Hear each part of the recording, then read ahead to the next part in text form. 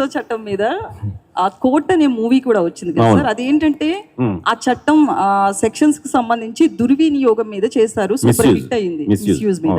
So ఇప్పుడు మీరు దానికి అంటే ఆపోజిట్ లో చేస్తున్నట్లు అనిపిస్తుంది. సో ఏ యాంగిల్లో ఉండిపోతుంది సార్ ఆ చట్టానికి సంబంధించి? అదే మీరే అన్నారు కదా, అంటే ఆ చట్టం మీద సినిమా వచ్చి ఉండొచ్చేమో కానీ ఇది ఆ చట్టం తాలూకు పవర్ ఏంటో చూపిస్తుందండి. పాక్సో చట్టం అనేది మామూలు చట్టం కాదు. ఇప్పుడు ఇందాక నేను కొందరు మిత్రులు చూసి భయం వేస్తుంది అన్నారే, రేపు ఎట్లా భయం వేస్తుంది. ఒక చెడు పని చేయాలంటే కొంప తీసి పాక్సో యాక్ట్ కానీ మన మీద పడితే దాని పర్యవసనాలు ఎలా ఉంటాయో అసలు వణుకొస్తుందండి. అది బ్యాంక్ చేసుకున్నాను నేను. ఆ డీటెయిల్స్ అన్నీ యథాతథంగా ఎంత ఆథెంటిక్గా చెప్పానంటే, ఫస్ట్ టైం ఇండియాలో పాక్సో కోర్టుని, ఒరిజినల్ కోర్టుని నాకు షూటింగ్ కోసం ఇచ్చారు. గ్రేట్. సో ఫస్ట్ టైం అండి, ఇది ఎక్కడా జరగలేదు. వాళ్ళు పాక్సో యాక్ట్ మీద అవేర్నెస్ తీసుకురావాలండి జనంలో. మీ సినాప్సిస్ చదివాం, మునిషార్ గారిని రమ్మనండి అని నన్ను పిలిస్తే నేను వెళ్ళాను. నేను అడిగింది పర్మిషన్, ఆ కోర్టు ఎలా ఉందో చూసుకొని వెళ్ళి సెట్ వేసుకుందామని. సార్ సెట్ ఉంది సార్, ఈ కోర్టులో తీయండి అన్నారు. నేను షాక్ అయ్యాను. మా వాళ్ళు ఇల్లు పీక్ పని చేస్తారు, మీకు షూటింగ్ అని ఇచ్చారంటే, అంటే ఏం పర్లేదు మళ్ళీ మేము కట్టుకుంటాం. ఎందుకంటే అందులో మన తెలంగాణ పాక్సో కోర్ట్ అనేది చాలా ఆథెంటిక్గా కట్టారండి. అంటే ఇతర రాష్ట్రాల వాళ్ళు, అంటే ఈ యాక్ట్ కొత్త యాక్ట్ కదా, ఈ మధ్య ఎర్లీ 20s వచ్చిన యాక్ట్. సో అందువల్ల దీనికి ఆ డైమెన్షన్స్ కానీ అన్నీ మన వాళ్ళు చాలా బాగా పద్ధతులు ఫాలో అయ్యి కట్టారు. అదర్ స్టేట్స్ వాళ్ళు కూడా వచ్చి దీన్ని చూసుకొని డైమెన్షన్స్ తీసుకుని వెళ్తుంటారు. సో అందుకని మీరు ఇది ఇలాగే తీయండి సార్ అని మొత్తం ఇచ్చేసారండి నాకు. ఇచ్చేసి ఆ పాక్సో కోర్టు జడ్జి గారు కూడా కూర్చొని నేను తీస్తున్నదంతా గమనించారు. అంటే ఎక్కడా కూడా ఇలాంటి కథలో తప్పు దొరకకూడదు అని చిన్న గెస్చర్ దగ్గర నుంచి, చిన్న ప్రాపర్టీ దగ్గర నుంచి అన్నీ కూడా వాళ్ళ సూపర్విజన్లో తీసానండి. Okay, great sir.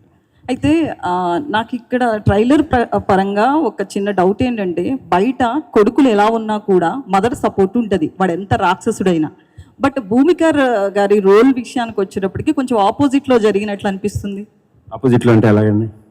అంటే పిల్లలు ఏ తప్పు చేసినా కూడా యాజ్ ఏ మదర్ చాలా సపోర్ట్ ఉంటారు వాళ్ళకి. బట్ ఇక్కడ ఆమె శిక్షించినట్లుగా అనిపిస్తుంది. సో అది రియలిస్టిక్ గా అనిపించట్లేదు కదా, ఎందుకు ఆ సబ్జెక్ట్ అట్లా డైవర్ట్ చేశారు? అది రియలిస్టిక్ గా ఎందుకు అనిపించట్లేదు? అమ్మో, అదే రియాలిటీ కదా, అలా కదా ఉండాలి. పిల్లలు తప్పు చేస్తే మదరు దండించాలి. దండించకపోతే పర్యావసనం ఏంటనేది ఈ వికాస్ అనే పాత్ర రేపు పొద్దున మీకు భయపెట్టేస్తాడు. అతని జీవితం అలా అయిపోద్ది. సో అందుకని పేరెంటింగ్ అనేది ఇందాక ఒక కోర్ పాయింట్ చెప్పాను కదా, ఆ పేరెంటింగ్ యాంగిల్లో గుడ్ పేరెంటింగ్, బ్యాడ్ పేరెంటింగ్, ఈ రెండింటి మీద మధ్య వ్యత్యాసం కూడా చూపించాను అంతే పవర్ఫుల్గా. ఒక చక్కటి కుటుంబ వాతావరణంలో పెరిగిన క్యారెక్టర్ ఎలా ఉంటుంది, ఒక నెగ్లిజెన్స్ గురైన చెడు కుటుంబం ఏం కాదు, నెగ్లిజెన్స్, నిర్లక్ష్యం. అంటే ఈ రోజున సమాజంలో మనందరం చాలా స్పీడ్ అయిపోయి మనందరం వేరే టాస్క్లు పెట్టేసుకొని మన ఇంటిని, మన పిల్లల్ని పట్టించుకోకుండా నెగ్లెక్ట్ చేస్తున్నాం. అలా నెగ్లెక్టెడ్ చిల్డ్రన్ మీద ఎలాంటి బ్యాడ్ పేరెంటింగ్ ప్రభావం చూపిస్తుంది. అందుకని ఈ రెండు చూపించానండి, అందువల్ల ఇద్దరు కనెక్ట్ అవుతారండి. సార్ అయితే ఇప్పుడున్న డైరెక్టర్స్ చాలామంది ఇయర్కి ఒక సినిమా లేదా 2 yearsకి ఒక సినిమా చేసి చాలా టాప్ లెవెల్కి వెళ్ళిపోతున్నారు. మీరు చూస్తే 34 yearsలో 32 or 34 yearsలో ఓన్లీ 14 మూవీస్ చేశారు. ఎందుకు ఇంత గ్యాప్? అసలు అది గ్యాప్ నాకే తెలియకుండా అలాగ వచ్చేసింది. పర్టికులర్గా రుద్రమదేవి తర్వాత ఒక 8 ఏళ్ళు హిరణ్యకశిపు అనే ప్రాజెక్టు నా టైం ఆక్యుపై అయిపోయిందండి. అంటే ఒక తీయని ప్రాజెక్ట్ మీద నాకు వృధా అయిందంటే ఆ 8 ఏళ్ళు. బట్ అది వృధాగా భావించట్లేదండి నాకు. అది నాకు చాలా మంచికే జరిగింది. ఒక ఆ మంచికేమో అన్నట్టుగా నాకు గట్టిగా నమ్ముతున్నానండి. భూమిక మ్యామ్, మీరు యాజ్ ఏ మదర్ కాబట్టి ఈ రోల్ యాక్సెప్ట్ చేశారని He's just turned 12, so 11 plus. So I'm going to wait for 2 years for hopefully letting him to see this. So will you be able to showcase him in the future? Yes, of course. Of course, I want to show him after 2-3 years. Oh, at least 3 years. I'll wait and then I'll show it to him. Gunshekar He's garu. not seen any of my films, but this film I want him to see. Gunasekhar గారు. Sir sir మీరు last time కూడా చెప్పున్నారు ఇది ఏ certificate వల్ల లేదంటే ఈ censor దాని వల్ల ఈ సినిమా అనేది యూత్కి వెళ్లకుండా అయితే ఆగదు అని. కానీ ఇప్పుడు మీరు చెప్పే హార్డ్ హిట్టింగ్ మెసేజ్ అనేది ఎంతవరకు కన్వెన్షనల్గా ఉండబోతుంది? ఎందుకంటే కన్వెన్షనల్ అంటే మీరు ఎంత హార్డ్ హిట్టింగ్ ఉన్నప్పటికీ కూడా conventional is something that audience look for. అదే సార్, జస్ట్ 24 hours ముందు ఉన్నాం కదా. అందులో నిన్న కొందరు మిత్రులు మనకు ఇప్పుడు చూసిన వాళ్ళు కూడా, మనలోనే చూసిన వాళ్ళు కూడా చెప్పారు కదా. అందుకని మీరు చూడండి, రేపు ఆడియన్స్ చూడబోతున్నారు రేపే. ఇంకా కరెక్ట్గా వాళ్ళు విస్తర ముందు ఉండగా రుచి అడగకూడదు. గుణశేఖర్ గారు, వన్ లాస్ట్ క్వశ్చన్. అంటే ట్రైలర్ చూస్తే దాంట్లో రోహిత్ గారు ఒక కీ రోల్ చేసినట్టు కనిపించింది. అంటే జానకి వెడ్ శ్రీరామ్ కానీ నవ వసంతం కానీ ఆ టైంలో చేసిన ఆయన ఒక కీ రోల్ దీనికోసం తీసుకున్నారు. అంటే చాలా లాంగ్ బ్యాక్ తర్వాత ఆయన చేసినట్టున్నారు. సో మీ అంటే ఆయన ఎలా తీసుకురావడం జరిగింది, ఆయన రోల్ ఇంపార్టెన్స్ ఎలా ఉండబోతుంది? అదే అండి, పేరెంటింగ్లో ఆవిడ భూమిక్ గారి హస్బెండ్ పాత్రలో చేశారు ఆయన, రోహిత్ గారు. చాలా ఇంపార్టెంట్ రోల్ అండి. ఆయన కూడా మళ్ళీ చాలా గ్యాప్ తర్వాత ఖచ్చితంగా చూసి షాక్ అవుతారు అందరూ. బా, రోహిత్ ఏంటి ఎంత బాగున్నాడు. అతను ఇదివరకే చాలా హ్యాండ్సమ్గా ఉండేవాడు.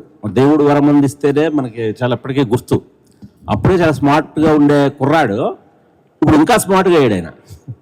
సో ఖచ్చితంగా ఈ సినిమా తర్వాత రోహిత్ అనబడేవాడు చాలా బిజీ అవుతాడండి. గుణశేఖర్ గారు, ఇటండి sir. Sir sir congrats sir. Thank you అండి. సార్ మీలాంటి డైరెక్టర్లు ఇండస్ట్రీలో ఉండాల్సిన చాలామంది. ఎందుకంటే మీరు సినిమాని డెడికేట్గా, అంటే కొంతమంది తర్వాత చేద్దాంలే, టైం తీసుకొని చేద్దాంలే అనుకుంటారు. కానీ గడియారం తిరుగుతుందో లేదో కూడా తెలియకుండా ఆ రకంగా పనిచేస్తారు మీరు. మేము చూసాం సార్ మీ సినిమాలు. కానీ ఈ సినిమాలో చూస్తే ఏదో మీరు మెసేజ్ ఇస్తారని చెప్పి అందరూ అనుకుంటున్నారు. వరుడు సినిమాలో 2010లో మీరు తీసిన వరుడు సినిమాలో హీరోయిన్ని రివైండ్ చేయలేదు మీరు, రిలీజ్ అయ్యేదాకా కూడా. అలానే ఈ సినిమా ఇప్పుడు రిలీజ్ అవ్వలేదు కాబట్టి, రేపు రిలీజ్ అవుతుంది కాబట్టి ఎవరైనా మీకు ఫోన్ చేసి, అప్పట్లో మీకు మినిస్టర్లు మరికొంతమంది నాయకులు ఫోన్ చేసి అడిగారు, ఇప్పుడు కూడా ఎవరైనా అడిగారా ఏంటి ఈ సినిమాలో ఏమి ఉండబోతుంది మెసేజ్ అని మీకు?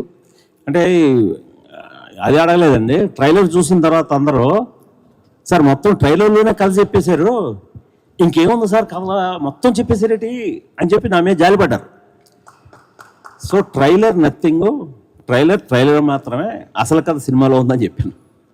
All the best. Right, Thank thank you so much. Bhumika గారు సార్, ట్రైలర్ చూసిన తర్వాత కొంచెం చాలా హార్ట్ రెంచింగ్ సీన్స్ కనిపించాయి. సో సినిమా చూసిన వాళ్ళు కూడా